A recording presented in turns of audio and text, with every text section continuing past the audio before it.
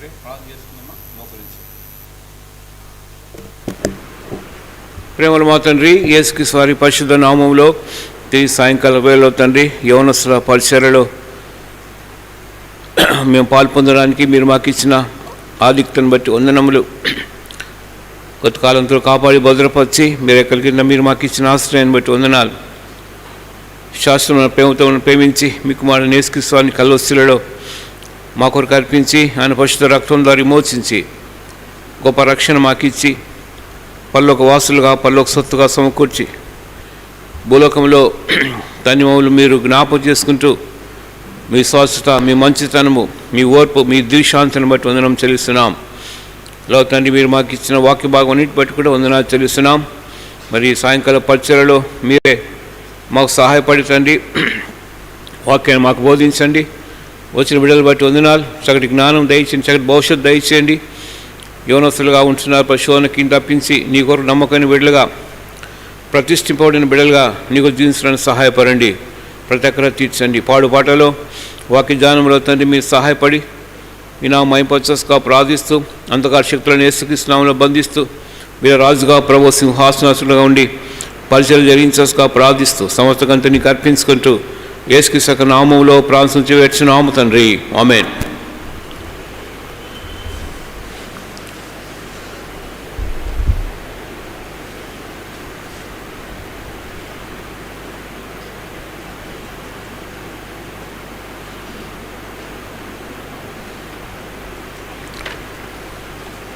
ఈ సియోను గీతాలో తెలిసిన పాటలు పాడుకుందాం, ఎక్కువ మంది లేరు కదా. సో 52:5-2 పరమాజీవము నాకు నీవా.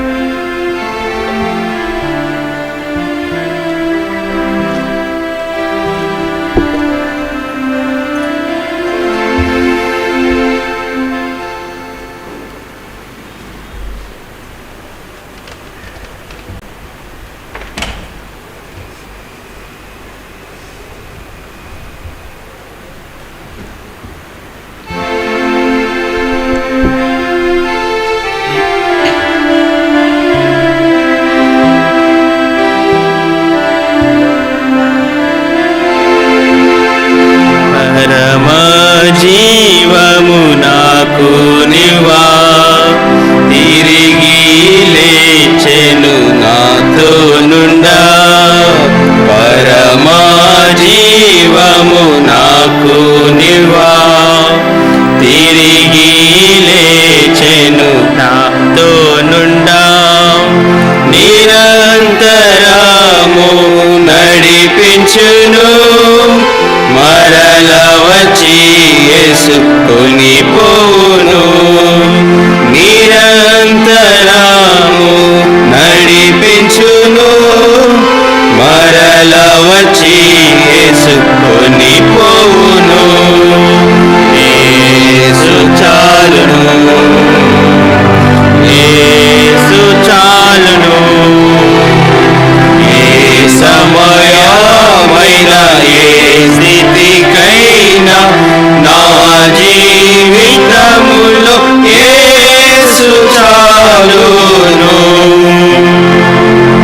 అతను శోధన అధికమైన సొమ్మసిల్లక సాగి వెళ్ళెదను. సాతాను శోధన అధికమైన సొమ్మసిల్లక సాగి వెళ్ళెదను.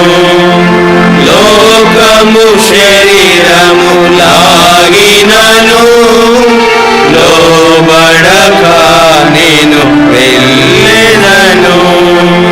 లోకము శరీరము లాగిన అయినను లోబడక నేను వెళ్ళెదను.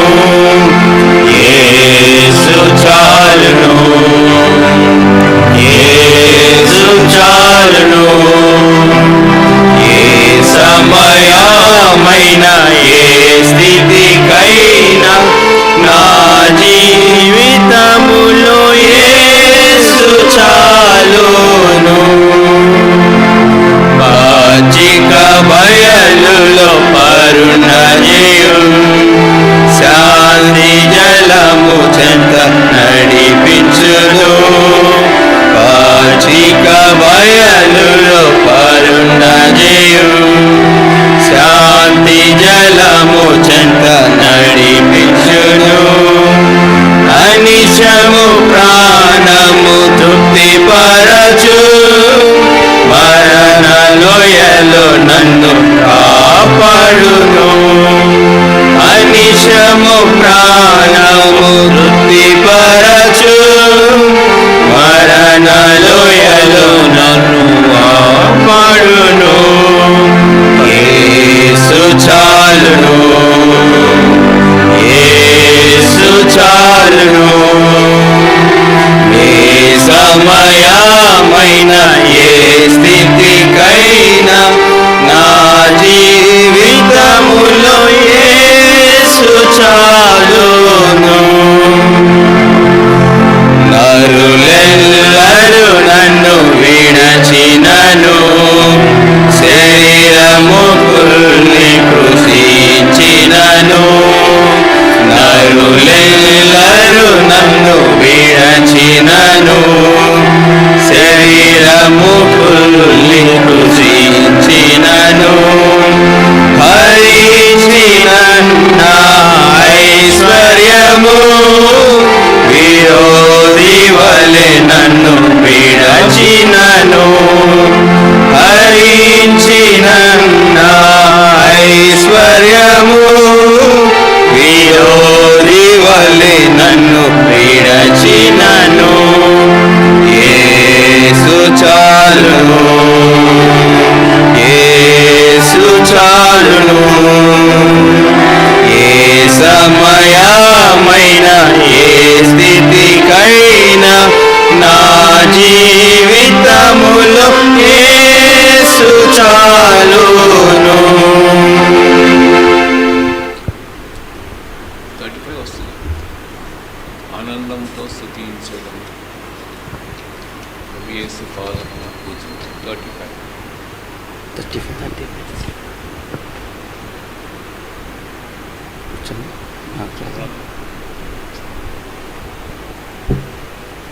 యేసు నామమున మనం 34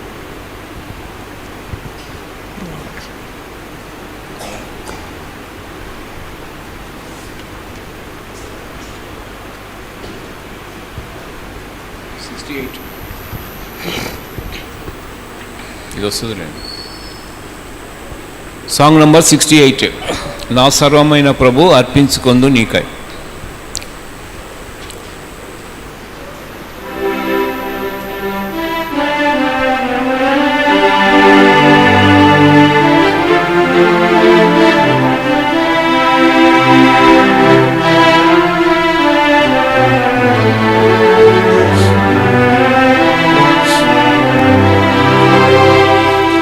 సర్వమైన ప్రభు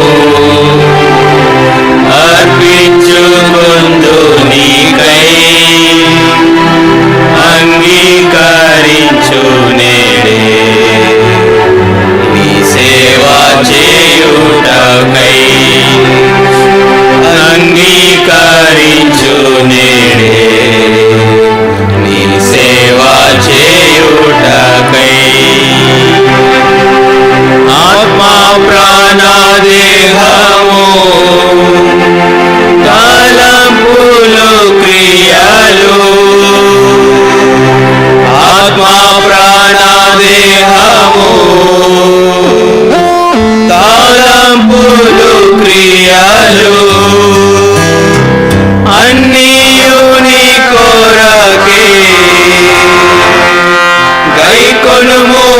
యేసువా అన్నియు నీ కొరకే కైకొనుము ఓ యేసువా జీవించగోరితి నీ కొరకే నీకే మహిమా ఘనత జీవించగోరితి నీ కొరకే నీకే మహిమా ఘనత సర్వమైన ప్రభు అర్పించుకొందు నీకై అంగీకరించు నేడే నీ సేవ చేయుటకై అంగీకరించు నేడే నీ సేవ చేయుటకై వెలిగించు నా జీవము నింపుము నీ ప్రేమతో వెలిగించు నా జీవము నింపుము నీ ప్రేమతో నీ కృపతో నడిచేదాను మెండైన నీ శక్తితో నీ కృపతో నడిచేదాను మెండైన నీ శక్తితో గణపరచగోరిని నీ నామము నీకే మహిమా ఘనత గణపరచగోరిని నీ నామమును నీకే మహిమా ఘనత సర్వమైన ప్రభు అర్పించుకొందు నీకై అంగీకరించు నేడే నీ సేవ చేయుటకై అంగీకరించు నేడే నీ సేవ చేయుటకై నా కాళ్ళు చేతులెల్లా నీ సేవ కర్పితును నా కాళ్ళు చేతులెల్లా నీ సేవ కర్పితును నా నాలుక నిత్యము నిన్ను స్తుతింపనిమ్ము నా నాలుక నిత్యము నిన్ను స్తుతింపనిమ్ము మనసారా ప్రేమితు నిన్ను ప్రభువా నీకే మహిమా ఘనత మనసారా ప్రేమితు నిన్ను ప్రభువా నీకే మహిమా ఘనత సర్వమైన ప్రభు అర్పించుకొందు నీకై అంగీకరించు నేడే నీ సేవ చేయుటకై అంగీకరించు నేడే నీ సేవ చేయుటకై. సాంగ్ నంబర్ 95 నేను యేసుని వెలుగులో నడిచేదను.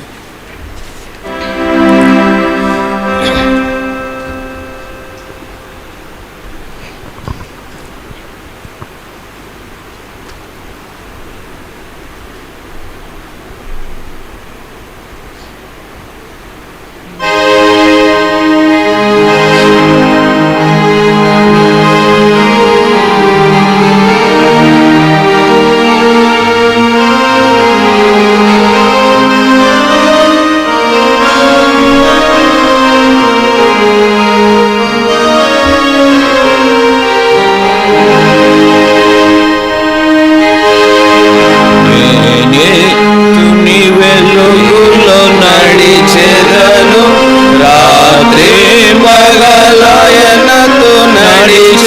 నడిచెదను వెలుగు నడిచెదను వెంబడించెదను యేసుడే నా రక్షకుడు నడిచెదని ప్రభు యేసునితో నడిచెదని ప్రభు హస్తముతో కాంతిలో జయంగతును యేసునే వెంబడింతును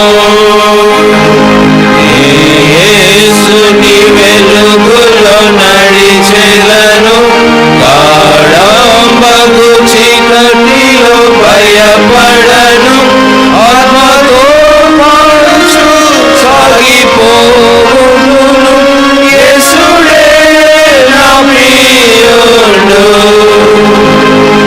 నడిచెదని ప్రభు యేసునితో నడిచెదని ప్రభు హస్తముతో కాంతిలో నుండగా జయంగతును యేసునే వెంబడింతును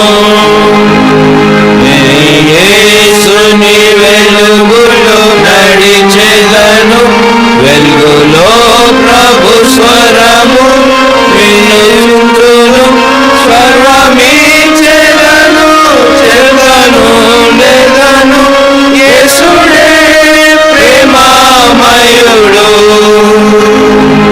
నడిచెదని ప్రభు యేసునితో నడిచెదని ప్రభు హస్తముతో కాంతిలోండగా జయంగతును యేసునే వెంబడింతును యేసుని వెలుగులో నడిచెదను దీన సహాయమునే పొందెదను సుఖ దుఃఖమైన మరణం పైన యేసుడే నాయందనుండును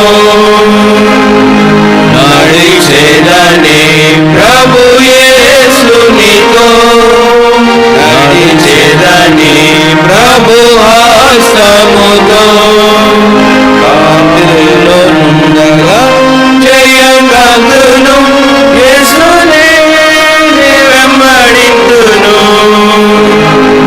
యేసుని వెలుగులో నడిచెదను నా దృష్టిని ప్రభుపై నుంచెదను శిల్వ ధ్వజముని బట్టి వెళ్ళెదను యేసుడే నా చెందనుండును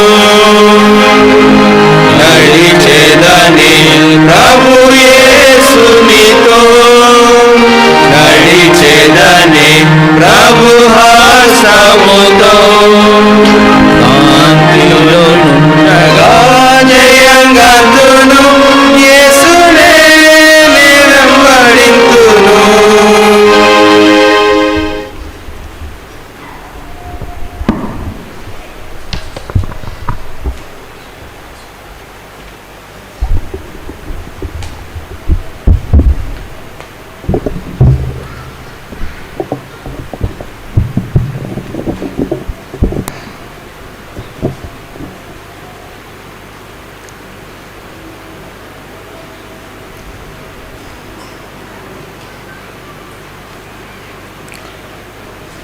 హెబ్రీ రాష్ట్ర పత్రిక 11వ అధ్యాయం బుక్ ఆఫ్ హిబ్రూస్ చాప్టర్ 11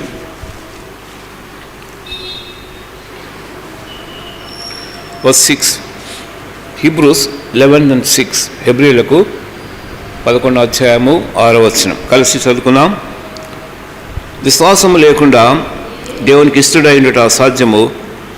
దేవుని వద్దకు వచ్చేవాడు ఆయన ఉన్నాడనియు తను వెలుగు వారికి ఫలము దయచేవాడనియు నమ్మవలెను గదా. ప్రేమగల తండ్రి, విశ్వాసం ద్వారా మీ సన్నిధికి మేము వస్తున్నాం సహాయం కొరకాయి. మా నోటి మాటలు మా హృదయ ధ్యానములు మీ దృష్టికి అంగీకారంగా ఉన్నట్లుగా సహాయపడండి. పాడిన పాటలు బట్టి వందనాలు, పాటలను అర్థాన్ని బట్టి వందనాలు. ఆ పాటల ద్వారా మా హృదయాన్ని వాక్యం కూడా సిద్ధపరిచిన దేవా వందనాలు. వచ్చిన బిడ్డలను బట్టి కూడా వందనాలు. ఈ చిన్న వాక్యం ధ్యానించుకొనిచుండగా మీ సహాయం మేము కోరుతున్నాం. మీరు రక్త ప్రోక్షణ చేసుకుంటున్నాం. కడగండి, పరిశుద్ధపరచండి. వినగల చెవి, గ్రహించే మనసు, లోబడి హృదయం దయచేయండి. వందనం చెల్లిస్తూ యేసుక్రీస్తు నామంలో ప్రార్థించి స్తుతించి వేడుచున్నాము తండ్రి, ఆమేన్. హెబ్రీయులకు రాసిన పత్రిక 11వ అధ్యాయం అంతా కూడా ఇది విశ్వాసం గురించిన అధ్యాయం. ఇక్కడ చాలామంది దైవజనులు వారి యొక్క విశ్వాసం గురించి ఇక్కడ రాయబడింది. సో వారి విశ్వాసం చేత వారి యొక్క జీవితాన్ని ప్రారంభించారు, విశ్వాసంలో కొనసాగించారు, విశ్వాసంలో వారు వారి యాత్రను ముగించేశారు. సో వీరంతా కూడా ఇంత గొప్ప సాక్షి సమూహంగా రాశారు. 12వ అధ్యాయం 1వ వచనంలో ఇంత గొప్ప సాక్షి సమూహము, great cloud of witness. So వారు విశ్వాసం ద్వారా సాక్ష్యము పొందగలిగారు. కాబట్టి వారి విశ్వాసము ఈనాడు మనకు కూడా సవాలుగా ఉంది. సో మనం కూడా విశ్వాస మూలంగా ఈ లోకంలో జీవించాలి. సో విశ్వాసం అంటే ఏంటి చెప్పండి? What is faith?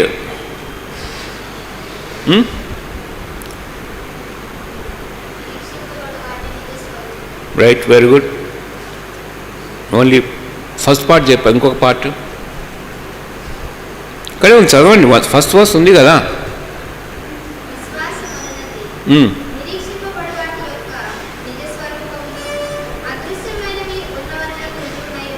కానీ విశ్వాసం అంటే మనం ఏమి నిరీక్షిస్తుంటున్నామో దాని యొక్క నిజస్వరూపము, అదృశ్యమైనవి ఉన్నవి అని దానికి రుజువు. అంటే మనం వేటిని చూడమో అవి ఉన్నవి అని చెప్పి నమ్మడం. సో ఫర్ ఎగ్జాంపుల్ యేసుక్రీస్తు వారిని మనం చూసామా? బాహ్య నేత్రాలతో చూడలే, కానీ యేసుక్రీస్తు వారు ఉన్నారు. ఓకే, సో యేసుక్రీస్తు వారు సిలువేయబడడం మనం చూసామా? చూడలే, కానీ సిలువేయబడ్డాడు. యేసుక్రీస్తు వారు మన హృదయంలో ఉన్నాడని చెప్పి చూసామా? చూడలే, కానీ యేసుక్రీస్తు మనలో నివసిస్తుంటున్నాడు. సో మన పేర్లు పరలోక జీవగ్రంథం రాయబడి ఉందని చెప్పి మనము చూడగలేమా? చూడలే, కానీ నమ్ముతున్నాం. సో ఇవన్నీ కూడా అదృశ్యమైనవి ఉన్నవి అని నమ్మడమే విశ్వాసం. కాబట్టి ఈ విశ్వాసము వలన మన ఈ భూలోకంలో జీవించాలి. ఇప్పుడు విశ్వాసం అనేది ఇట్ ఈస్ 3 డైమెన్షనల్. 3 కోణాల్లో విశ్వాసం ఉంది. మనం చదువుకున్న ఫస్ట్ వర్స్లో it is substance and then evidence. అంటే సబ్స్టెన్స్ అంటే చూడండి, చదువుకున్నాం ఏంటి? రుజువు, నిజస్వరూపము, నిరీక్షింపబడు వాటి యొక్క నిజస్వరూపము, ఇది సబ్స్టెన్స్ అంటే నిజస్వరూపము. తర్వాత అదృశ్యమైనవి ఉన్నటకు రుజువు. సో ఇదేంటంటే ఎవిడెన్స్. So substance, evidence. ఇంత మనం చదువుకున్న 6వ వచనంలో ఏంటంటే రికంపెన్స్. అంటే విశ్వాసం విశ్వసించిన వారికి, తండ్రికి వచ్చిన వారికి ఆయన ఫలము దయచేయుచున్నాడు అని చెప్పి నమ్మవలెను కదా. అంటే విశ్వాసములో ఒక ఫలం ఉంది. విశ్వాసం ద్వారా మన ప్రభు దగ్గరికి వచ్చినప్పుడు ప్రభు నుండి మనం కొంత పొందుకుంటాం. చూడండి 6వ వచనములో దేవుని ఎద్దకు వచ్చువాడు ఉన్నాడనియు తను వెలుకు వారికి ఫలము దయచేయువాడని చెప్పి నమ్మవలెను. అంటే ఫలం అంటే recompense. So it is 3 dimensional. Number 1 is substance, number 2 is evidence, and the third is recompense. నిజస్వరూపము, తర్వాత రుజువు, ఫలము దయచేయబడుట అంటే మనం పొందుకోనుట, లేదంటే ఏమంటారు ప్రతిఫలము పొందుట. ఇది విశ్వాసం అంటే.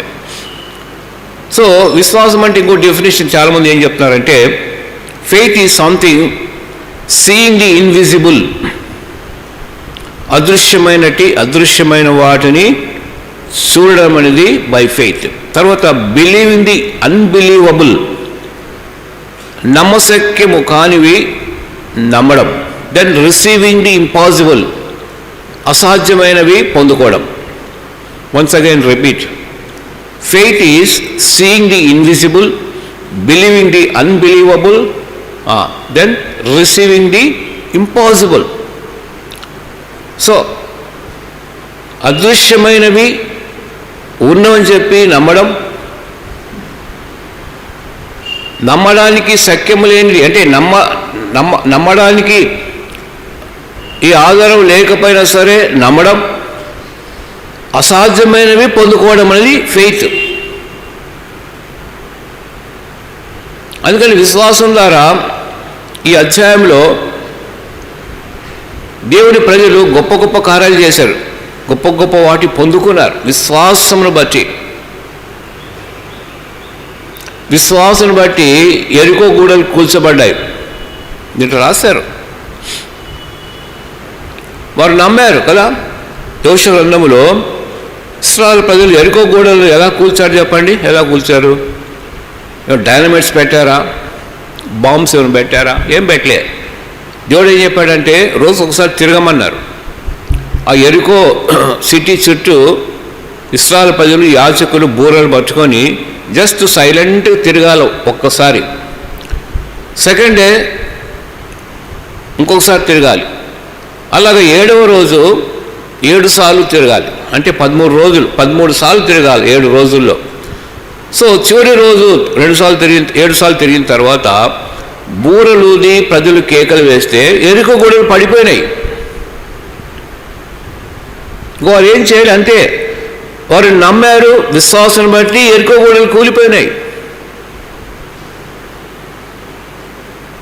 కాబట్టి ఇది నమ్మడానికి వీలు లేని పరిస్థితిలో ఉన్నా సరే నమ్మడం అనేది విశ్వాసం. కాబట్టి ఈ విశ్వాసం చాలా బలమైనది. ఇది ఆత్మీయ జీవితంలో మన విశ్వాసం కలిగి ఉన్నప్పుడు ఎన్నో బలమైన గొప్ప కార్యాలు ప్రభు కొరకై మనం చేసేవారు ఉంటాం. కాబట్టి ఇక్కడ మన టాపిక్ ఈరోజు ఏంటంటే how to please God. This is our topic for today's evening. How to please God, దేవుణ్ణి మనము ఎలాగా సంతోషపరచగలము, లేకపోతే దేవునికి ఇష్టమైనది ఎలా చేయగలము. సో ఇక్కడ ఉంది కదా చదువుకున్న వచనములో 6వ వచనములో, విశ్వాసము లేకుండా దేవునికి ఇష్టడై ఉండుట అసాధ్యము. సో దేవునికి ఇష్టడై ఎలా ఉండాలి, లేకపోతే హౌ టు ప్లీజ్ గాడ్, దేవునికి ఎలాగ ఇష్టపరచగలము, అంటే దేవుణ్ణి మనం ఎలాగ ప్లీజ్ చేయగలము, ఇది మన టాపిక్. సో ఇక్కడ ఈ ఆన్సర్ ఏంటంటే దేవుని ఎలాగ మనం ప్లీజ్ చేయగలము అంటే బై ఫెయిత్. ఒకవేళ విశ్వాసం లేకపోతే మనం దేవుణ్ణి ఏం చేయలేము, ప్లీజ్ చేయలేము. ఆయనకి ఇష్టడై ఉండుట అసాధ్యము. కానీ మన యొక్క డిజైర్ ఏంటంటే మనము మన ప్రభుని ప్లీజ్ చేయాలి, ఇష్టపరచాలి. అంటే ఇష్టపడేటట్టు మనం జీవించాలి. మనం చూసి మన సాక్ష్యం ద్వారా ప్రభు ఇష్టపడాలి. మనం ఎన్నో విషయాలు ఇష్టపడుతుంటాం కదా, ఇది కావాలి అది కావాలని. అలాగే ప్రభు కూడా మన విషయంలో ఇష్టపడేవాడుగా ఉంటాడు. ఎప్పుడైతే విశ్వాసం కలిగి ఉంటామో అప్పుడు మనము ప్రభుని ఇష్టపరిచేవారుగా ఉంటాం. సో ఇప్పుడు కొన్ని ఎగ్జాంపుల్ చూద్దాం.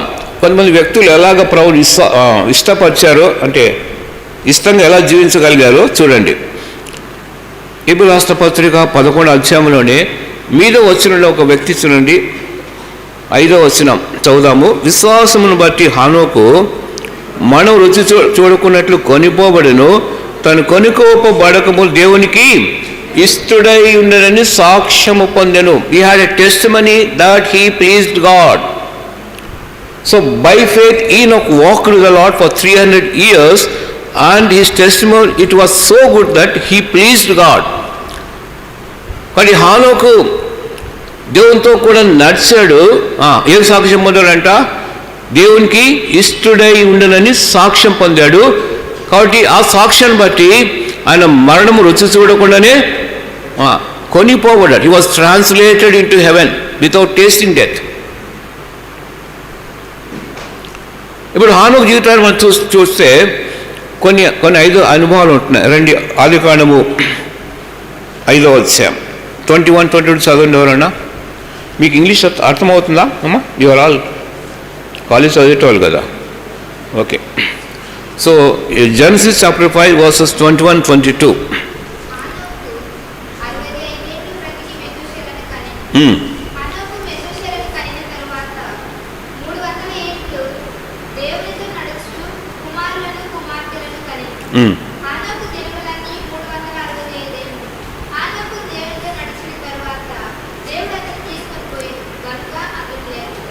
ఇక్కడ హానోకు జీవితంలో 5 సంగతులు మనం చూడొచ్చు. 5-fold walk of Enoch. It was a disciplined walk. చాలు అంటే హానోకు జీవితము it was sweet and short. ఎన్ని సంవత్సరాలు జీవించాడు చెప్పండి హానోకు? 365 సంవత్సరాలు జీవించాడు. తర్వాత చనిపోలేదు ఆయన. జీవించి ఉండగానే ప్రభుతో కలిసి వెళ్ళిపోయాడు పరలోకానికి. ఆయన చనిపోలే. సో ఇప్పుడు చదువుకున్న ఈ వచనాల్లో 2 భాగాలు చేయాల. హానోకు దేవునితో కూడా ఎన్ని సంవత్సరాలు జీవించాడు, ఎన్ని సంవత్సరాలు నడిచాడు చెప్పండి? మీరు చెప్పాలి కొన్ని ఆన్సర్స్, క్వశ్చన్స్. హానోకు దేవునితో కూడా నడిచిన సంవత్సరాలు. How many years did ఈనక్ walk with the lord? 300 years. Next, how many years he did not walk with the Lord? How many years he did not walk with the Lord? దేవునితో నడవని సంవత్సరాలు ఎన్ని? 60 పైన ఉంది కదమ్మా. హానోకు 60 సంవత్సరాలు నడిచి మెతుషెలను కన్నాడు. మెతుషెల కన్న తర్వాత అప్పుడు 300 ఏళ్ళు దేవునితో నడిచాడు. అంటే బ్రేక్ పాయింట్ అక్కడ. Something happened in the life of Enoch. So Methuselah కన్న తర్వాత హానోకులో ఒక ఇల్యూమినేషన్ వచ్చింది. It was a light from God. ఎందుకు చెప్తుంటే మాట, మీకు తెలుసు జలప్రళయములో ఈ వంశావళిలో ఎవరు చనిపోలే. అంటే జలప్రళయంలో చనిపోయిన వారు ఎవరు లేరు. జలప్రళయం వచ్చేసరికి హానోకు కుమారుడు మెతుషెల జలప్రళయం రాకముందే ఈ హ్యాడ్ ఏ న్యాచురల్ డెత్. జలప్రళయంలోను కొట్టుకొని పోలే, న్యాచురల్గా చనిపోయాడు. జలప్రళయం వచ్చేసింది. అక్కడ చెప్పండి, మెతుషెల ఎన్ని సంవత్సరాలు జీవించాడు? చదవండి. మెతుషెల జీవించిన సంవత్సరాలు ఎన్ని? సో అంటే లాంగ్ లివ్డ్ ఇయర్స్ 969 years మెతుషెల. ఆదాము 938. సో చాలా సంవత్సరాలు జీవించిన వాడు ఎవరు? మెతుషెల కదా. సో ఆ వ్యక్తి ఎవరు? హానోకు కుమారుడు.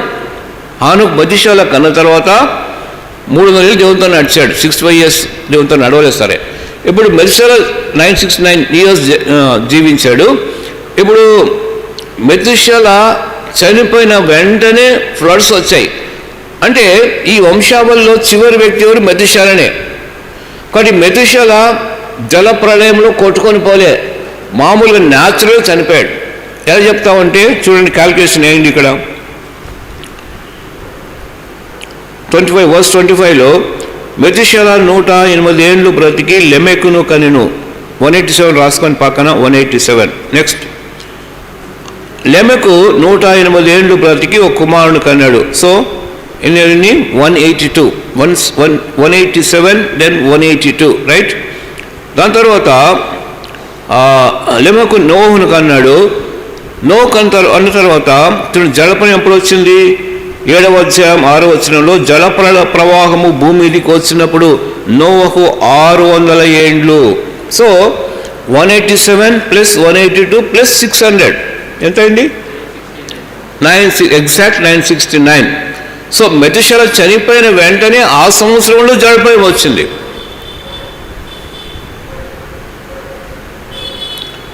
జలప్రళయంలో కొట్టుకొని పోలే. That was the blessing of God. So అది మాత్రం మనం చూడాలి.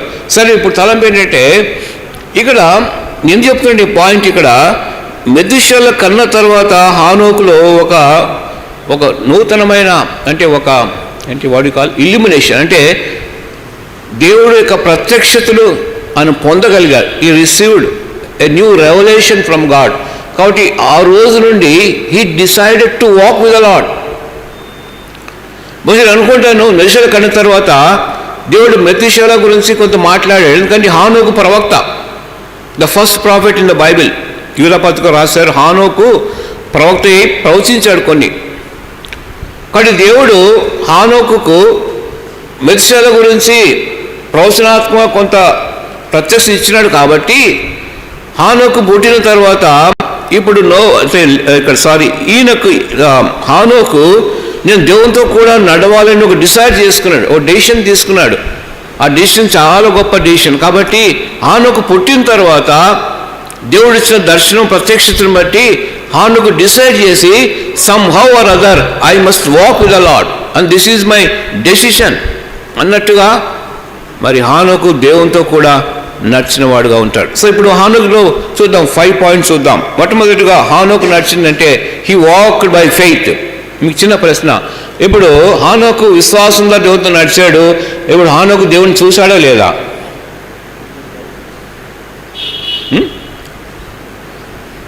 హానోకు దేవునితో చూసి నడిచాడా, చూడకుండా నడిచాడా?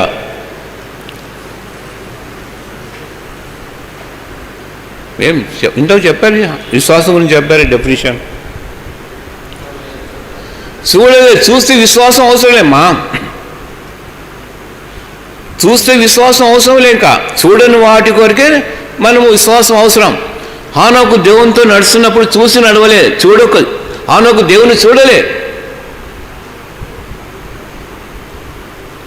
దేవుని చూసింది ఎవరు? ఆదము హవ్వల తర్వాత దేవుని ఎవరిని చూడలే, ఇంకా అవుట్ చూసింది. అందుకని విశ్వాస పట్టికలో ఆదము హవ్వలు లేరు. ఎవరు? హేబెల్ నుంచి వచ్చింది. ఎందుకంటే ఆదము హవ్వలు దేవుని చూస్తారు, విశ్వాసం అవసరం లే వారికి. చూసే విషయంలో నీకు కనబడేటప్పుడు విశ్వాసం అవసరం లేదు. నీకు నువ్వు వేటిని చూడవో అది ఉంది నమ్మడానికి విశ్వాసం మనకు అవసరం. మన ప్రభువుని చూడలే, ఉన్నాడని చెప్పి విశ్వాసం అవసరం. పరలోకం చూడలే, కాబట్టి పరలోకం ఉంది నమ్మడం మళ్ళీ విశ్వాసం. హానోకు దేవుని చూడకయే దేవునితో నడవగలిగాడు. So he walked by faith. ఒక మాట రాశారు చూడండి, 2 కొరింథీ 5 బహుశా 5:7 అనుకుంటా. చూడండి, తీసుకుని చదవండి. We walk by faith, not by sight. 2 కొరింథీ 5:7 చదువు.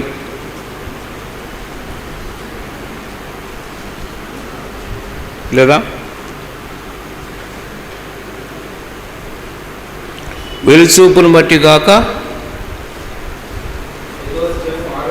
చదవండి. కాబట్టి వెలుచూపు అంటే అక్కడ we walk by faith not by sight. చూసి మనం నడవట్లే, చూడకుండా నడుస్తున్నాం. యేసు చెప్పాడు, చూసి నమ్మువారు కంటే చూడక నమ్మువారు ధన్యులు. కాబట్టి మన నడక విశ్వాసం బట్టి హానోకు దేవునితో నడిచాడు. మనం కూడా దేవునితో నడవడానికి విశ్వాసం అవసరం. దేవుని చూడలే కానీ నడుస్తున్నాం దేవునితో. ఎట్లా నడుస్తున్నాం? దేవుని వాక్యాన్ని బట్టి.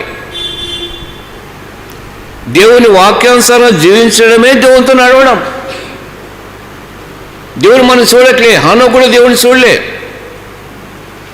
మళ్ళీ నడవాడు అంటే ఆ రోజుల్లో బైబిల్ గ్రంథం లేదు. హానోకు చేతిలో బైబిల్స్ లేవు, ఇట్లా మీటింగ్స్ లేవు, ఏం లేవు. No written word of God.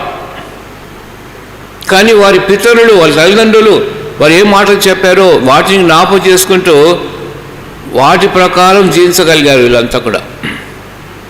So హానోకు జీవితంలో మొట్టమొదటిగా వాక్ ఏంటంటే it was a walk by faith, number 1. Secondly he walked with God.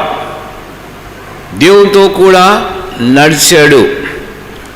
అంటే దేవుని ఆజ్ఞలను ఆయన స్వీకరించి ఈ ఆజ్ఞ ప్రకారము నడిచాడు. ఇక్కడ వాడు చూడండి, దేవునితో నడవాలంటే ఇప్పుడు హానోకు జీవితంలో తన సొంత నడకను పక్కన పెట్టాల.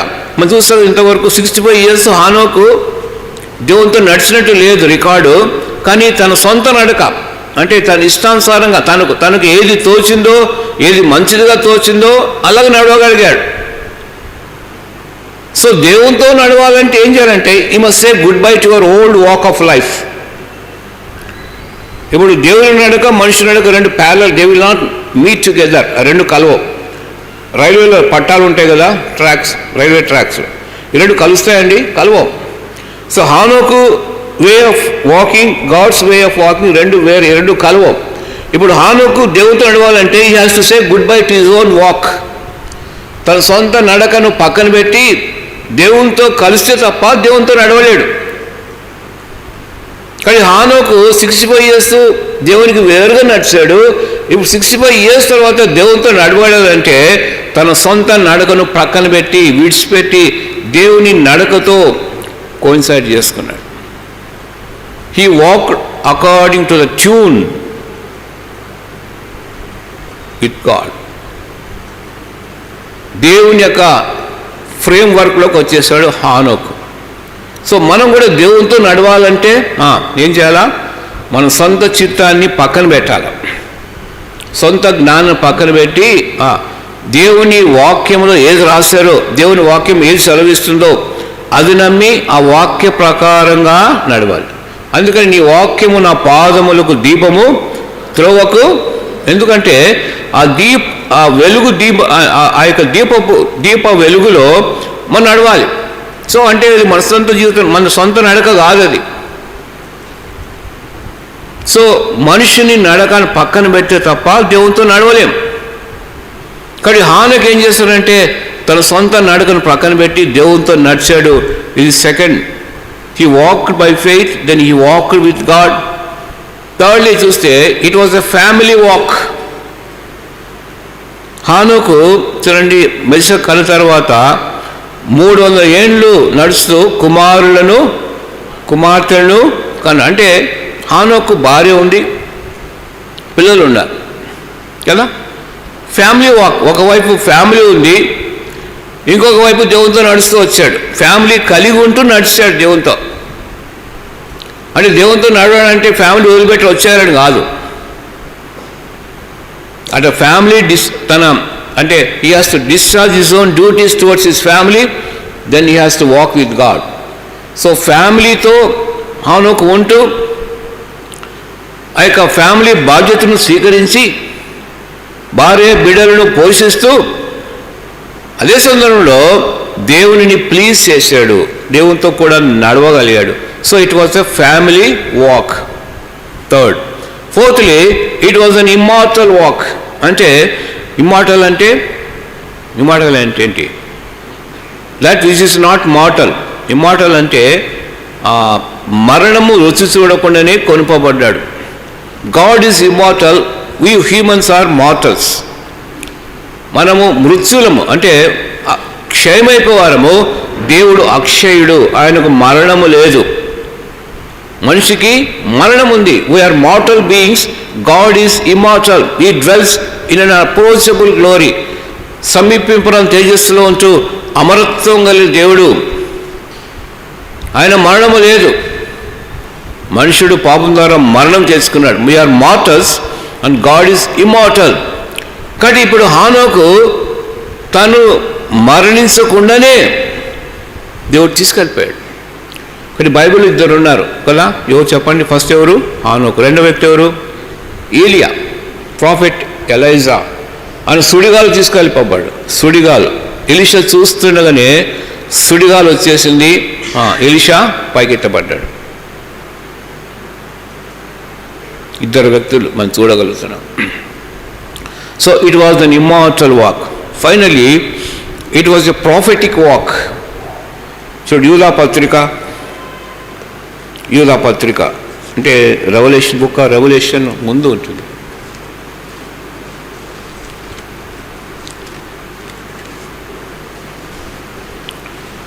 చూడండి, 14 and 15 వర్సెస్ కలిసిన తెలుగులో. జూడ్, ఎపిసోడ్ ఆఫ్ జూడ్, యూదా రాసిన పత్రిక 1వ చాప్టర్ అది. 14-15 వర్సెస్ చదవండి ఎవరన్నా గట్టిగా.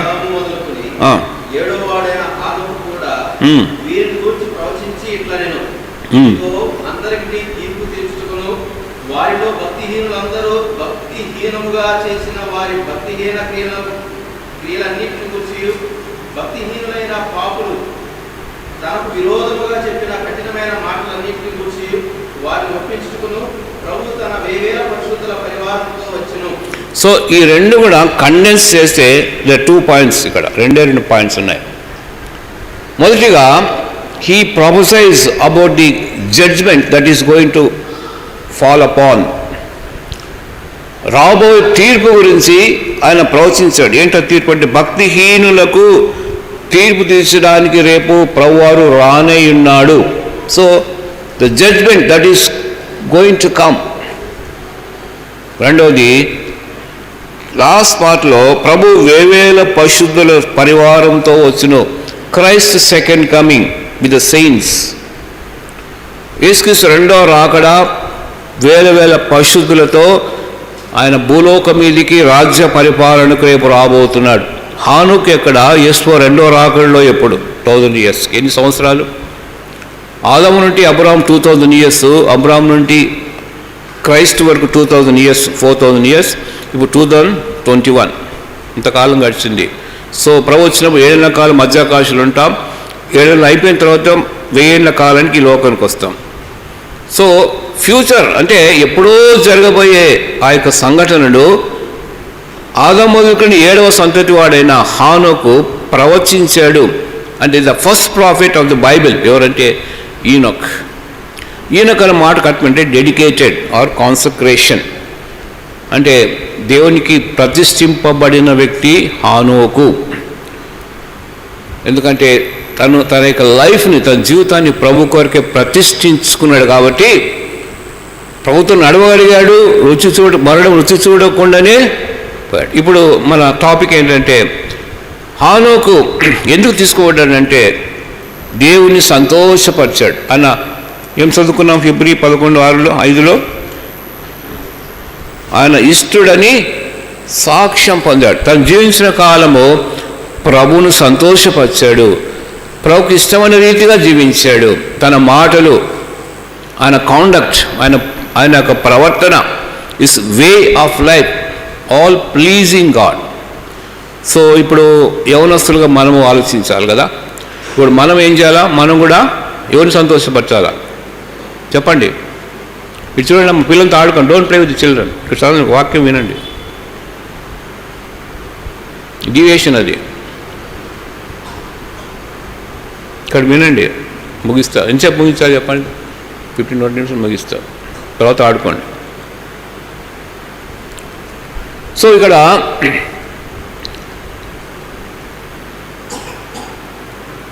హానోకు జీవితంలో మన యొక్క ప్రశ్న ఏంటంటే హానోకును ప్రభువును సంతోషపరిచాడు షార్ట్ లైఫ్లోనే. ఇప్పుడు మన దేవుడు మనకు చక్కటి జీవితం ఇచ్చాడు కదా, భవిష్యత్తు మనకి ఇచ్చాడు కదా. దేవుడు మనం రక్షించాడు, పరిశుద్ధ గ్రంథాన్ని ఇచ్చాడు, సంఘం ఇచ్చాడు, ఎన్నెన్నో ఇచ్చాడు. కానీ ప్రభువుని మనము విశ్వాసంగా జీవిస్తూ ప్రభువుని సంతోషపరుస్తున్నామా? సంతోషపడటం అంటే ఆయనకి ఇష్టమైన జీవితం ఏంటంటే ఆయన వాక్యానుసారంగా జీవించడమే ఆయనను ఇష్టపరిచే జీవితం. ఆయన ఆజ్ఞలను గైకొనటే ఆయన సంతోషపరిచే జీవితం.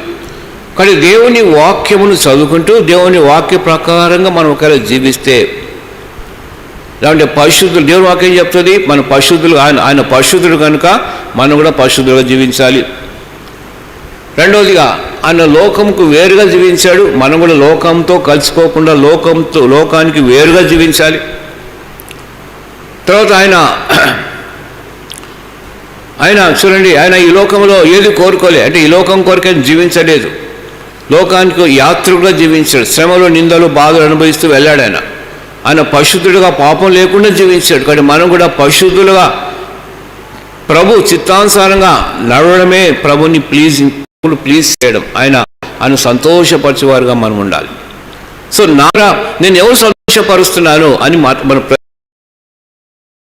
నా యొక్క రక్షకుడు, నాకు విమోచకుడు నన్ను రక్షించి తన ప్రాణం పెట్టి నన్ను విమోచించాడు, పాపం నుంచి విడిపించాడు, దేవుని సొత్తుగా చేసుకున్నాడు. తర్వాత ఆయన మనకు నిత్యజీవం ఇచ్చాడు. కాబట్టి నా ప్రభువులు, నా మాస్టర్ని నేను సంతోషపరచాలి, ఆయనకు తగినట్టుగా జీవించాలి. నా మాటలు, నా కాండక్ట్, నా యొక్క బిహేవియర్, నా యొక్క చూడండి నా యొక్క వ్యక్తిత్వము, is it pleasing in the sight of the Lord? ఇది ప్రశ్న. సో పోకముందు తీర్మానం చేసుకొని పోవాలా. ముందరానికి వచ్చాం, దేవుని వాక్యం వింటున్నాం, దేవునికి ఇష్టమైన జీవితం జీవిస్తేనే మనకు ఎంతో ప్రతిఫలం రేపు పొందబోతున్నాం. ఇది మొదటి అంశం. So how to please God అనే అంశం మీద మొట్టమొదటిగా హానోకు దేవుని సంతోషపరచారు. చూద్దాం, రెండో వ్యక్తి చూద్దాం. రెండో వ్యక్తి, ఆ వ్యక్తి ప్రార్థన ప్రభు దృష్టిలో ఎంతో సంతోషపడ్డాడు. చూడండి, ఎవరు ఆ వ్యక్తి అంటే సొలొమోను. చూడండి, మొదటి రాజుల గ్రంథం 1 Kings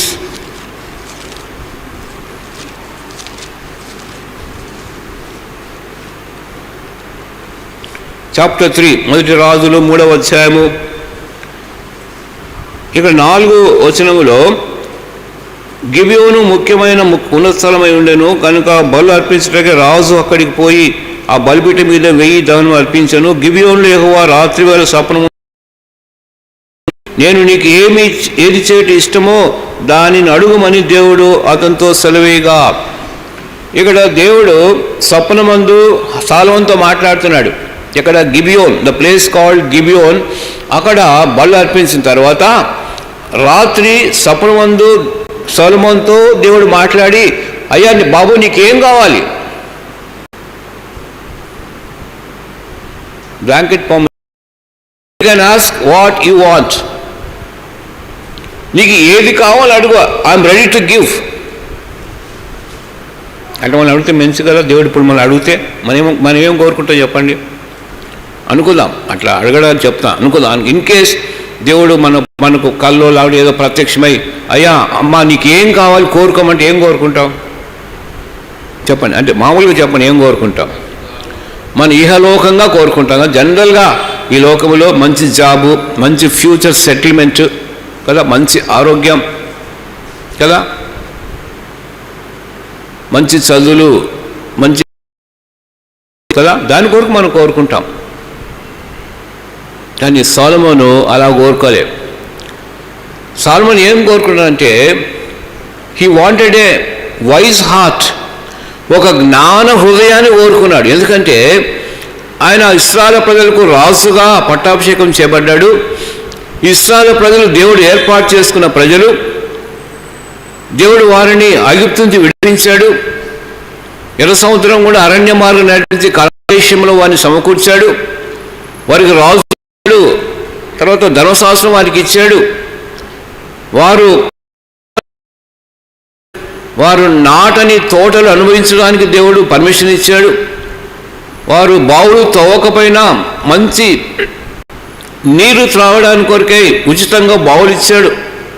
తర్వాత వారి ఇళ్ళన్నిట్లో కూడా సమస్త ధాన్యముతో నింపాడు, అంటే ఫుల్లీ లోడెడ్ హౌసెస్. చూడండి, ద్వితీయోపదేశకాండం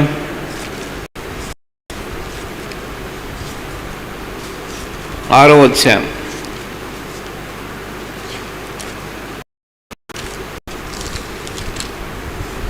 చదవండి, 10వ వచనం ఎవరైనా గట్టిగా, 10, 11 వచనాలు. Deuteronomy chapter 6 verses 10 and 11.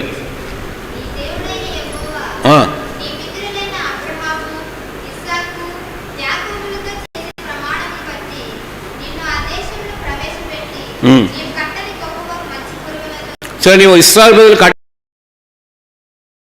గొప్ప మంచి పురములు,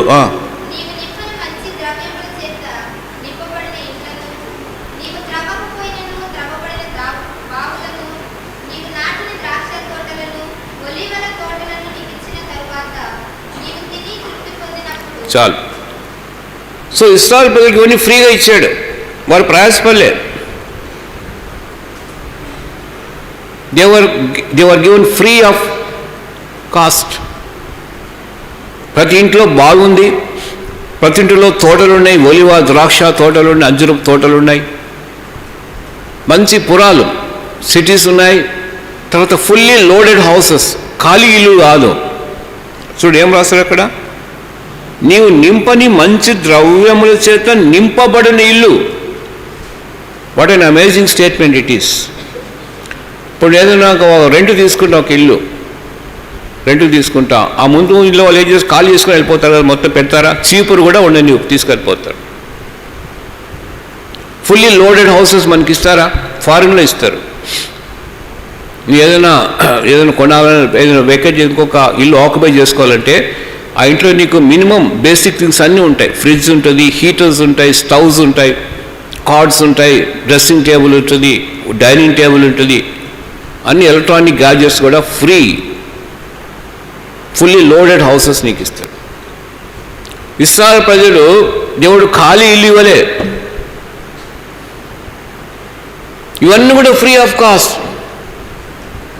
దేవుడు కానీ ఇస్రాయేల్ ప్రజలు అలాగే ప్రేమించి ఏర్పాటు చేసుకొని వాళ్ళకి అన్నీ ఇచ్చిన తర్వాత సొలొమోను రాజు ఏమనుకున్నాడంటే, ఇటువంటి ప్రజలను పరిపాలించేటప్పుడు నేను వారిని న్యాయంగా పరిపాలించాలి. So that no injustice should take place. వారికి పక్షపాతం చూపించకుండా, వారికి అన్యాయం చేయకుండా నేను వారు సరిగా వారికి న్యాయం చేకూర్చాలి. కాబట్టి నాకు I need a wise heart so that I can rule them properly. చూడండి, అది ఉందా? మొదటి రాజు గ్రంథం 3వ అధ్యాయం చూడండి. మొదటి రాజులు 3వ అధ్యాయం.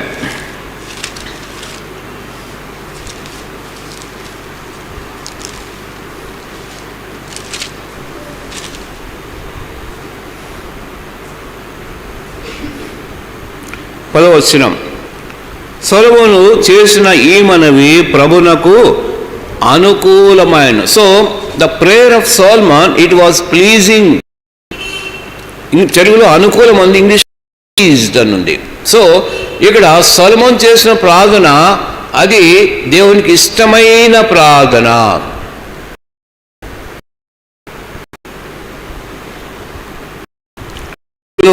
ఇంత గొప్ప దైన నీ జనమునకు న్యాయం తీర్చగలవాడు ఎవడు?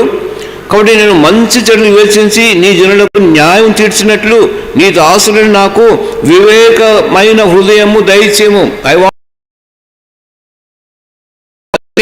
సొలొమోన్ లోకములో ఆయన గొప్ప జ్ఞాని, సొలొమోన్ జ్ఞాని అని ఇచ్చాడు. ఎందుకు? సో ఇక్కడ ఏం జరిగిందంటే ఆ జ్ఞానం ఇచ్చాడు.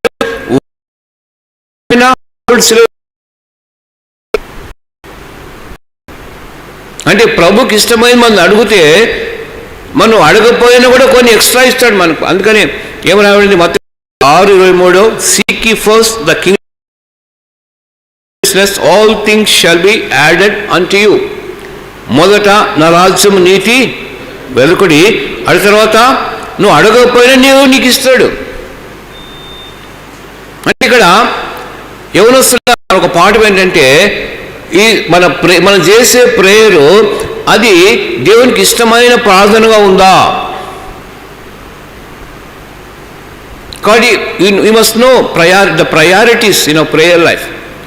ప్రార్థించే జీవితంలో ప్రయారిటీస్ మనం చేయాలి. అన్ని అడగడానికి అడగకపోతే దేవుడు ఇస్తాడు. కానీ మొట్టమొదటిగా మనం అడగాల్సింది ఆత్మీయ జీవితంలో నేను ఎదగాలని.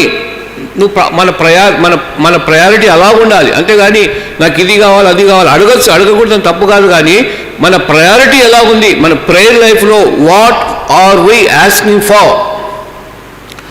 మన మనవులు ఎలా ఉన్నాయి? అదంతా కూడా సెల్ఫిష్ ఐడియాతో మనము అందుకని యాకోబు రాస్తారు, మీరు భోగేచ్ఛల నిమిత్తం ప్రార్థన చేస్తున్నాం కాబట్టి ప్రభు మనవిని ఆలకించలేదు అంటాడు. ఇహలోక సంబంధమైన గురించి దేవుడు మనం అడగడానికి వీల్లేదు. అంటే అడగచ్చు, తప్పేం కాదు. కానీ వాటి కొరకు ప్రయాసపడద్దు. ఆత్మీయ జీవితంలో నేను ఎలా ఎదగాలి, ఎలా నీ కొరకు జీవించాలి, నా యొక్క వ్యక్తిత్వము నా ద్వారా మిమ్మల్ని ఎలాగ సంతోషపరచగలను, ఎలాగ నేను ఆత్మీయ ఎదగలను, ఎలాగ నీ కొరకై ఒక చక్కటి బిడ్డగా, సాక్షి బిడ్డగా ఈ కటిక చీకటి లోకంలో, క్రూర లోకంలో పరిశుద్ధులుగా నేను జీవించాలయ్యా, నా విశ్వాసాన్ని కాపాడుకోవాలి. ఇలాంటి పద్ధతులు ఒకరిని ప్రార్థనలో ఐటమ్స్గా పెట్టుకుంటే God will be please in our prayer. మన ప్రార్థన దేవునికి ఇష్టంగా ఉంటుంది. ఆయన రాజ్యము నీతి మొదట వెలుగు, ఇది మన ప్రయారిటీ ఉండాలి.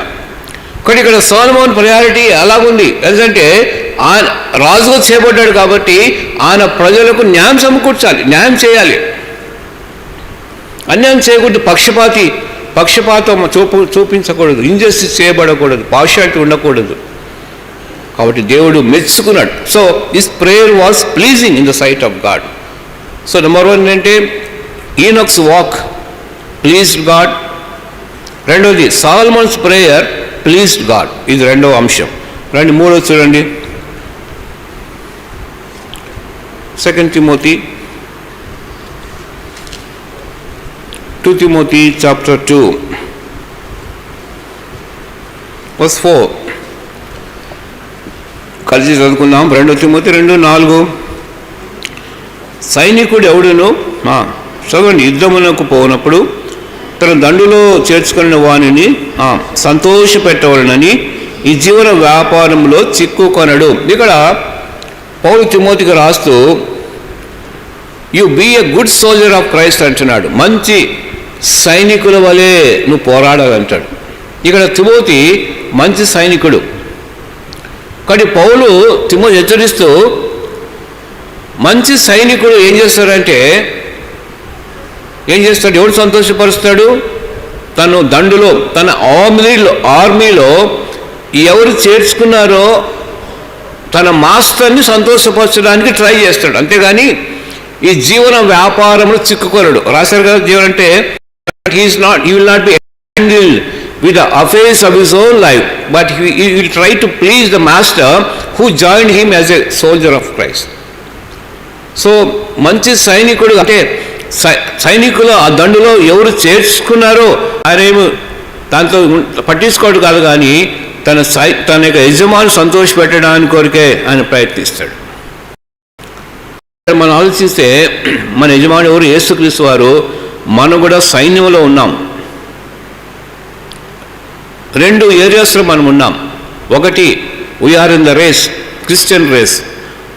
హెబ్రీ రాసిన పత్రిక 12లో మనం ఎక్కడున్నాము? పరుగు పందెంలో ఉన్నాం. రక్షించబడిన తర్వాత ప్రతి వ్యక్తి, యవనస్తురాలు ఎవరైనా సరే రక్షణ పొందిన తర్వాత క్రిస్టియన్ రేస్లో మనం ఇన్వాల్వ్ అయినాం. మనం ఆ పందెంలో, పరుగు పందెంలో మనం గురి చూసుకొని ఇలాంటి గోల్ వైపు మనం వెళ్ళాలి. అందుకని విశ్వాసంకర్త కొనసాగించు యేసు వైపు చూస్తూ మన ఎదుట ఉంచబడిన పందెంపు రంగంలో ఓపికతో పరిగెత్తాలి. అంటే ఏంటిది?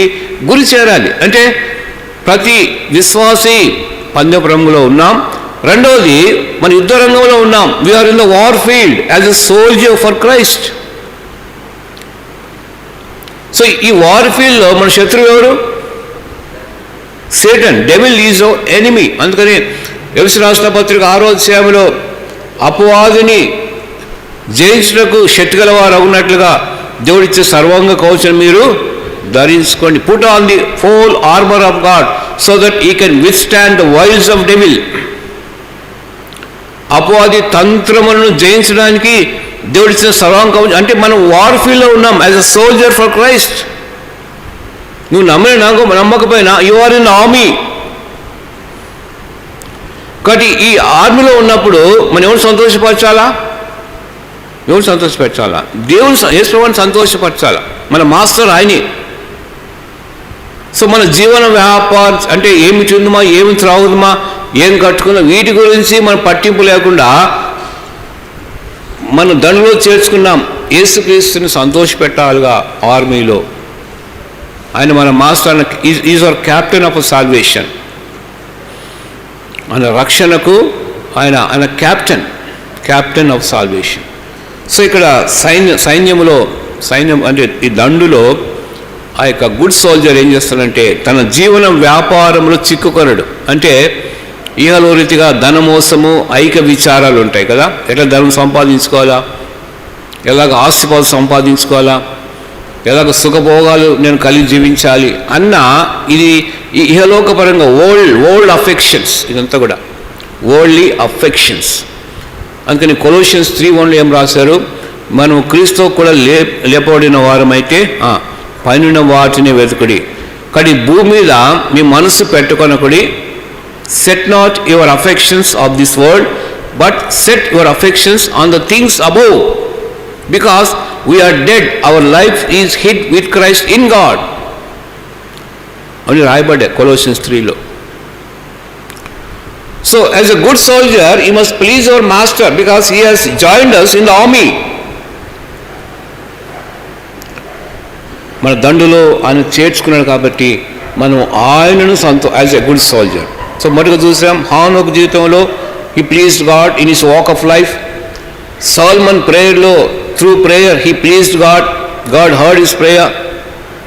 Thirdly, as a good soldier, you have to please our master. 3. 4 రండి.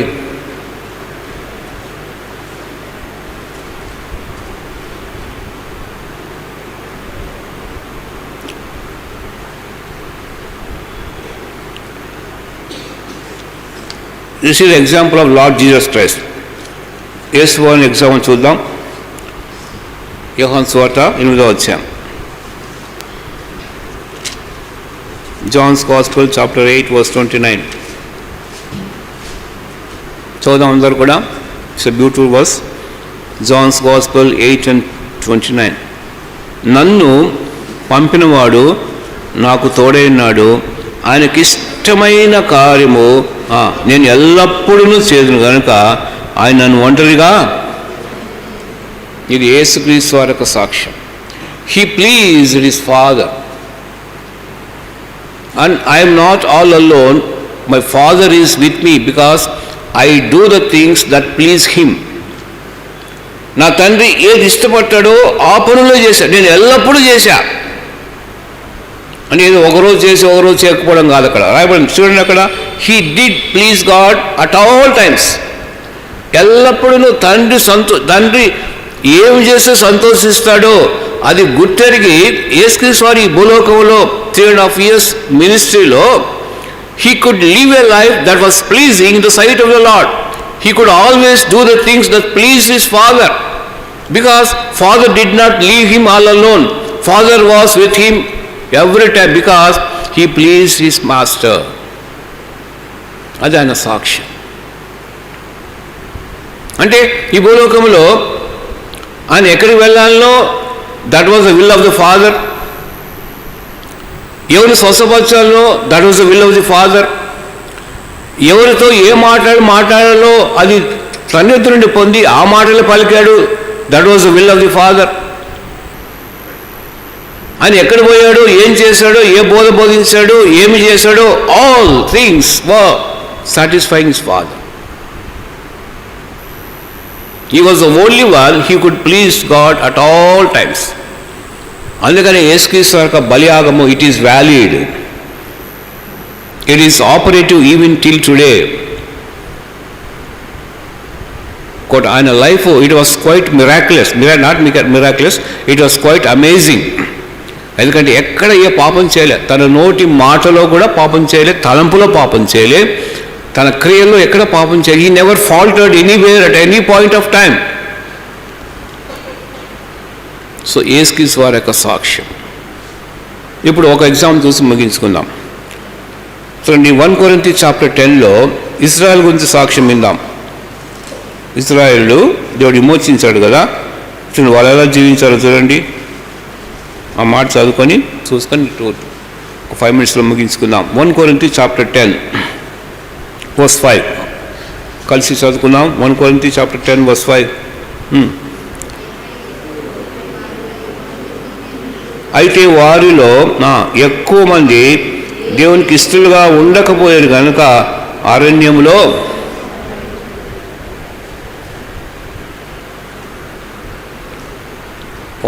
అరణ్యంలో ఇశ్రాయేలు ప్రజలు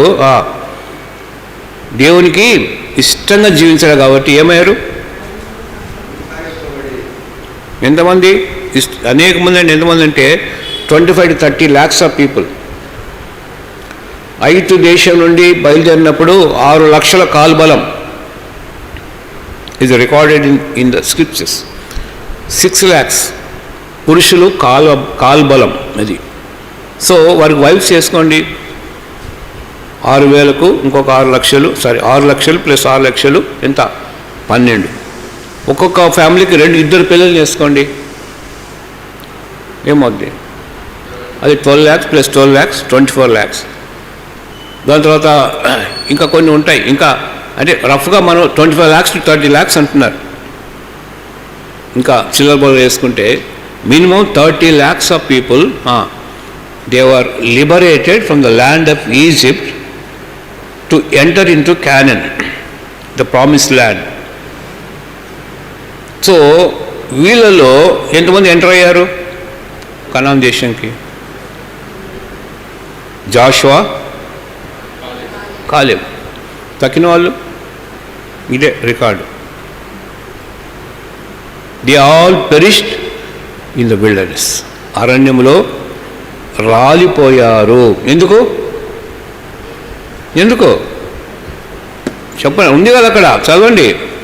మీరు నా వైపు చూడకండి, అక్కడ బైబిల్ చదవండి చెప్పాలి మీరు ఆన్సర్స్. మొదలు చదవండి ఆ మాట.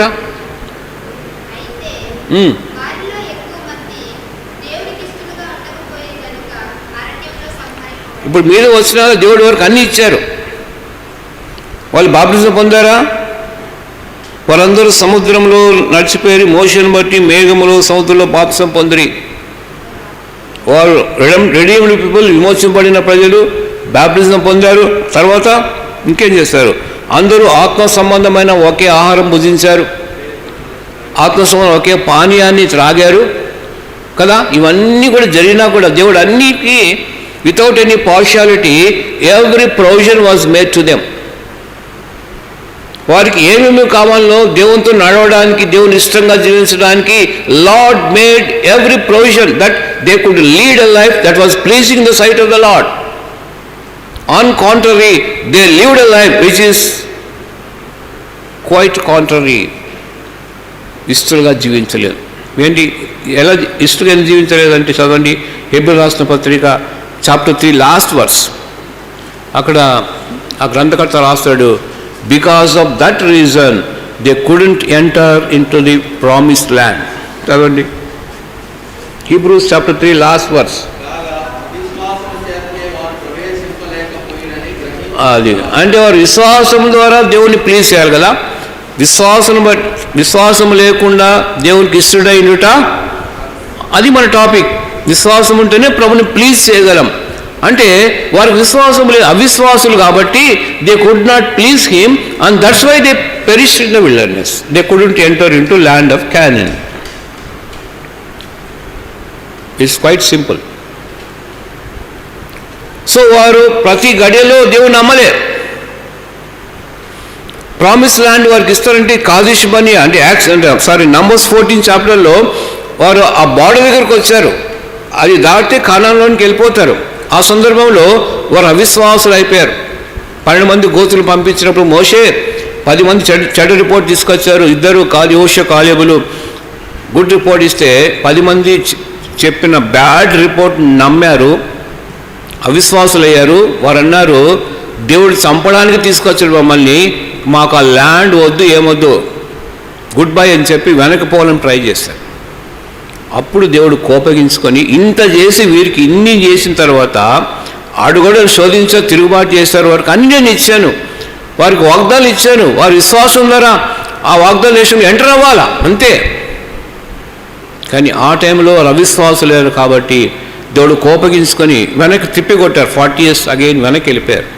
ఆ అరణ్యంలో వారు వెళ్ళిపోయి చనిపోయిన తర్వాత ఒక న్యూ జనరేషన్ వచ్చింది. అంటే ఆ పితరుల యొక్క కుమార్తెలు కొత్త పిల్లలు అన్నారు. అరణ్యంలో ఏ న్యూ జనరేషన్ వచ్చింది. చిన్న కుమార్తెలు అన్నారు. వారు ప్లస్ జాషువా కాలేబ్ ఈ ఫ్యామిలీస్తో కానానుకు ఎంటర్ అయ్యారు. ఇది చరిత్ర. సో ఇక్కడ మనకు తెలిసిపోయింది ఏంటంటే అవిశ్వాసము ద్వారానే వాళ్ళు చేరలేకపోయారు. సో అవిశ్వాసం అంటే దేవునికి ఇష్టంగా ఉండలే. మనం నువ్వు ఏదైనా చేయి, నీ అవిశ్వాసంగా దేవుని నమ్మకపోతే, దేవుని మాట నమ్మకుండా ఉండి,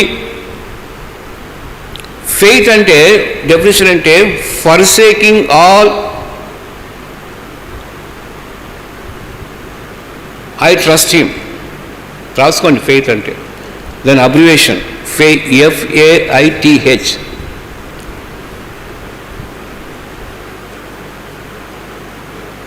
Forsaking all, I trust him. Faith అంటే. ఎఫ్ అంటే ఫోర్సేకింగ్, ఏ అంటే all, I trust him, FAITH, forsaking all I trust him అంటే అన్నీ నేను పక్కన పెట్టేసి ఆయననే నేను ట్రస్ట్ చేస్తా. That is called faith.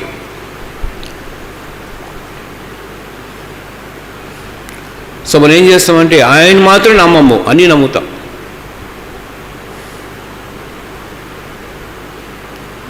Big bazaars వాటిపై కమాడిటీస్ కొంటాం కదా, డ్రెస్ మెటీరియల్.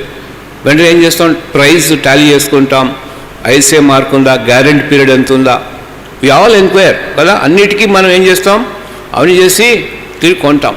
కానీ ప్రభు దగ్గర వచ్చేసరికి ఏం చేస్తాం, మనం నమ్మం. ఇప్పుడు బస్సులో ప్రయాణం చేయాలా, టికెట్ కొనుక్కుంటే బస్సులో ఎక్కుతాం, డ్రైవర్ దగ్గర పోయి లైసెన్స్ చూపించి డ్రైవింగ్ లైసెన్స్ ఉందని అడుగుతామా, నీకెంత ఎక్స్పీరియన్స్ అడుగుతామా? We trust.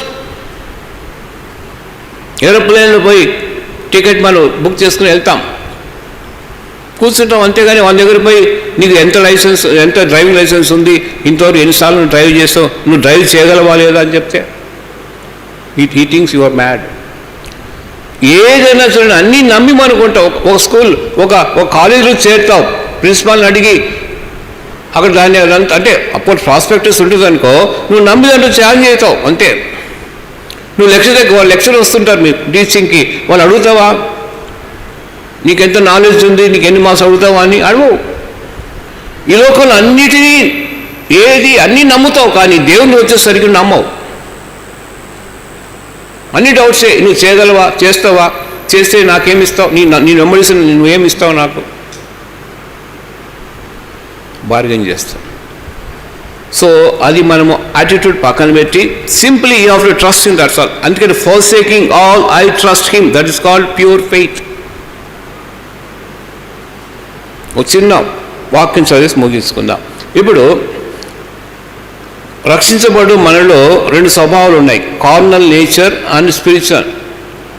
అంటే ఫ్లెష్ పనిచేస్తుంది, కార్నల్ నేచర్ ఉంది, స్పిరిచువల్ నేచర్ రెండు ఉన్నాయి. ఈ రెండిట్లో కార్నల్ నేచర్ అంటే శరీరానుసారంగా జీవిస్తే మనం ప్రభువుని సంతోషపరచు. ఆ వాక్యం చదువుకొని ప్రార్థన చేసుకుందాం. చూడండి, రోమీయులకు రాసిన పత్రిక 8వ అధ్యాయం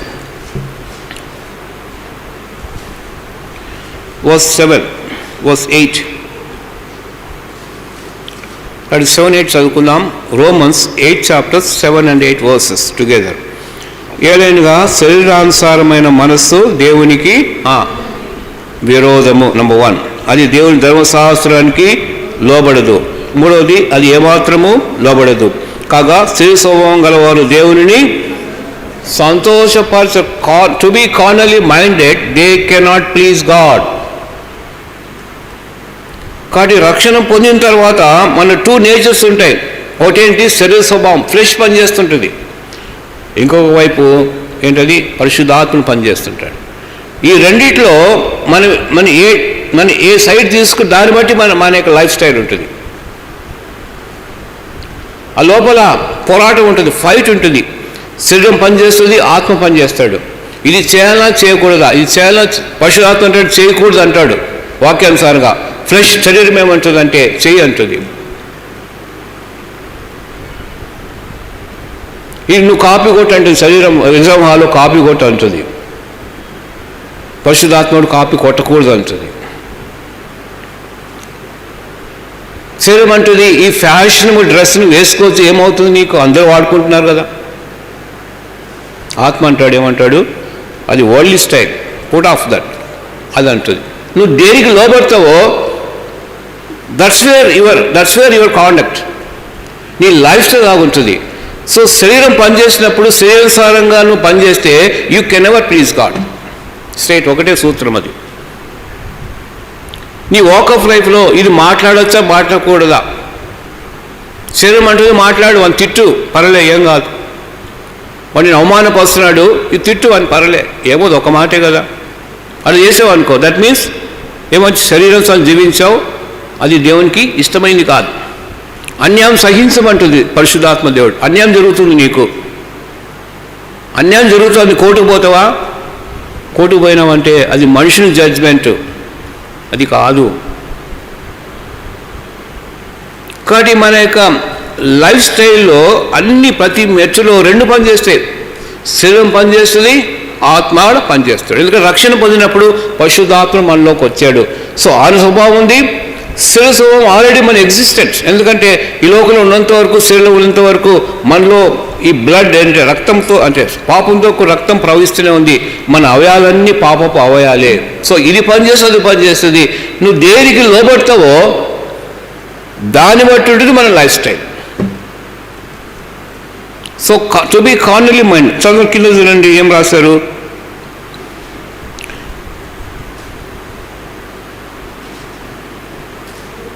పదకొండవ వచనం, మీ శరీరానుసారంగా ప్రవర్తించినలా చావలసిన వారు ఎందరో, కానీ ఆత్మ చేత శరీర క్రియలు చంపిన ఎడలా జీవించారు. సో శరీరం పనిచేస్తున్నప్పుడు పరిశుద్ధాత్మకు నువ్వు ఏం చేయాలంటే స్ట్రెంగ్తెన్ చేయాలి. పరిశుద్ధాత్మకు ఓట్ వేయాలి.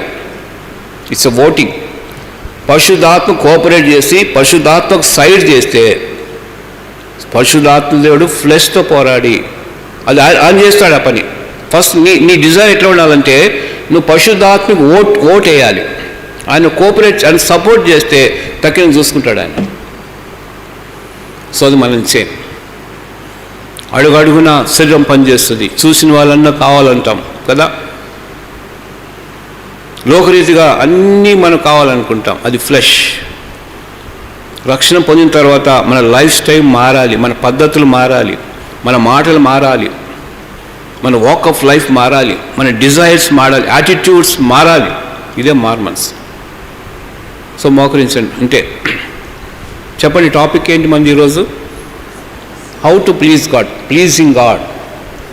విశ్వాసం లేకుండా తండ్రికి ఇష్టడైండుట అసాధ్యము. సో అందులో మనం చూసాము హానోకు జీవితము ప్రభుని సంతోషపరిచాడు కాబట్టి వెళ్ళిపోయాడు. సొలొమోను ప్రార్థన ప్రభుకు సంతోషకరంగా, ప్రార్థనలో ఎలా ప్రార్థన చేస్తున్నాం పరీక్షించుకోవాలి. మూడవదిగా as a good soldier you have to please your master. నాలుగోదా యేసు వారు తండ్రిని సంతోషపరిచాడు. ఇశ్రాయేలు ప్రజలు ప్రభుని సంతోషపరచలే కాబట్టి వారు నశించిపోయారు. శరీరానుసార మనసు దేవునికి విరోధము, ప్రభుని సంతోషపరచనేరదు. కాబట్టి మన డెసిషన్ ఏమి ఉండాలంటే ఆత్మకు లోబడదాం. ఆత్మ అంటే దేవుని వాక్యమే. నేను చెప్పిన మాటలు ఆత్మయు జీవము కావా అన్నాడు. అంటే దేవుని వాక్యం లోబడితే పరిశుద్ధాత్మ లోబడినట్టే. అప్పుడు మనం ప్రభుని సంతోషపడతాం. మోకరించని ప్రార్థన. ప్రేమల మా తండ్రి యేసుక్రీస్తు నామంలో మీ సన్నిధికి మేము వస్తున్నాం తండ్రి. కొద్దిసేపు బిడ్డలెంతో ఆసక్తితో కూర్చున్నారు తండ్రి. వారి ఆశను తీర్చిన స్తోత్రాలు. మీ సన్నిధిలో వారు గడిపారు కాబట్టి తప్పనిసరిగా వారిని దీవించే దేవుడుగా మీరు ఉంటున్నారు.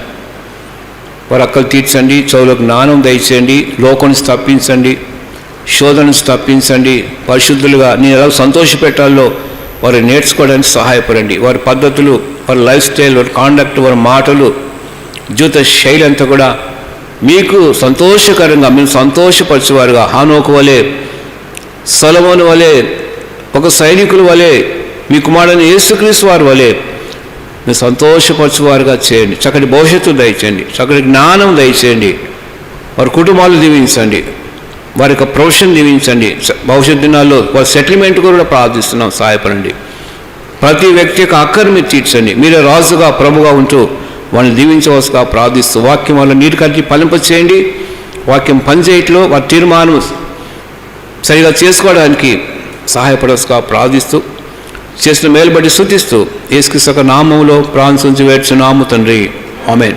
మే the grace of our Lord Jesus Christ, the love of the father, fellowship of the Holy Spirit rest and abide with us all now and forevermore. Amen. Sorry, ఎంతసేపు అయింది వచ్చి? మీరు చాలాసేపు కూర్చున్నారా? ఎంతసేపు అయింది వచ్చి? మీరు హాఫ్ అన్ అవర్ లేట్గా వచ్చా? నేను ఎంత లేట్గా వచ్చా? తీసే